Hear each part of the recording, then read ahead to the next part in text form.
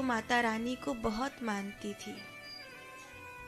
10 महाविद्याओं में आज चतुर्थ दिवस है और चौथे दिन की इस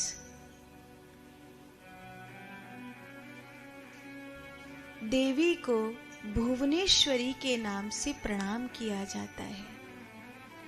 माँ को भुवनेश्वरी कहा जाता है। ये संघर्ष में विजय दिलाने वाली देवी है। ज्यादातर आपको जो साधक मिलेंगे वो शक्ति के उपासक अर्थात भद्रकाली के उपासक मिलेंगे।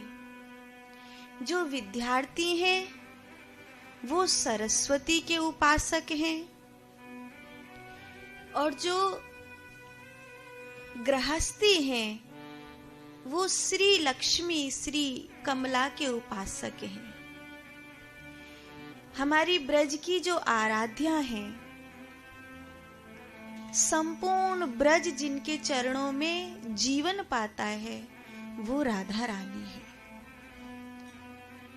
किसी ने पूछा कृष्ण कहाँ मिलेंगे, तो भक्तों ने कहा कृष्ण को ढूंढना है तो कहीं हमारी श्री जी के चरणों में जाकर के देख। 10 महाविद्याओं में सबसे पहली महाकाली जो सृजन करती हैं, अत्यंत क्रुद्ध हैं, बहुत क्रुद्ध हैं, लेकिन ममता से भरी हुई हैं।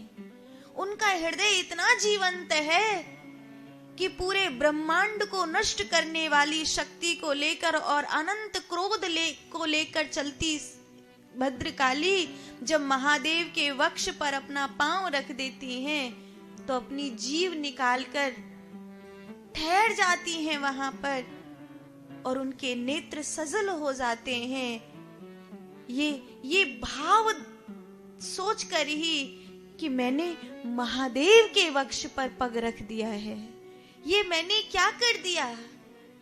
वो अत्यंत क्रोधी होते हुए भी एक बालक का रुदन सुन करके शांत हो जाती हैं और उसे अपने कलेजे से लगा लेती हैं। दूसरी है तारा, जो महादेव को अपना दुग्ध पान कराती हैं। उस समय जब महादेव समुद्र से निकले हुए हलाहल विष को अपने कंठ में संभाल नहीं पा रहे होते हैं, जब नीलकंठ उस विष के कारण तड़प रहे होते हैं, उस समय महादेव को शांत करने के लिए जो अपना दुग्ध पिलाती हैं।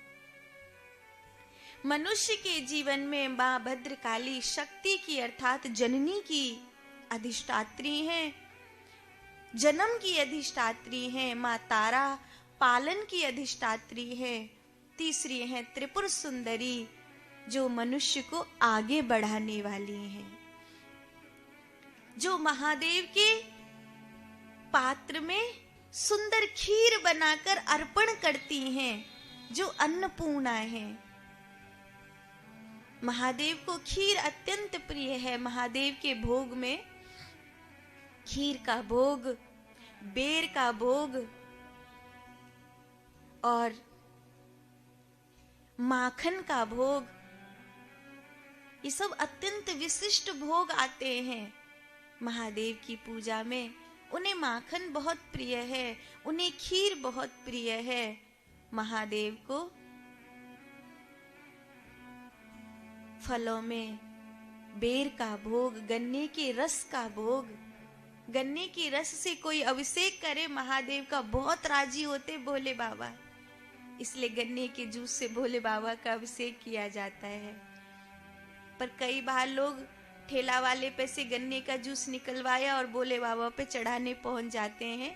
तो ये चीज ध्यान देनी चाहिए कि कई जो ठेला वाले जैसे कोई जूस निकाल रहा है तो वो अक्सर नींबू नमक सब डाल डूल देते हैं, उसमें पुदीना वगैरह डाल देते हैं।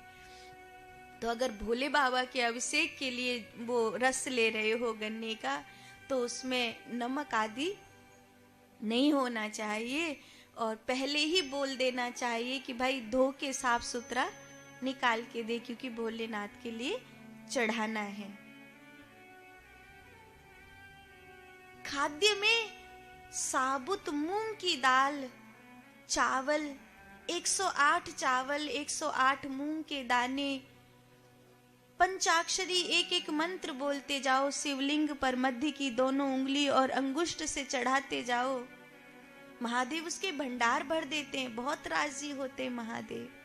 शिव महापुराण में ऐसा वर्णन आया है कि कोई भी फल ले लें आप, जैसे अंगूर है, आम है, और एक एक फल 108 बार लेकर चढ़ाते जाओ और एक एक पंचाक्षरी मंत्र बोलते जाओ, बहुत राजी होते हैं भोलेनाथ।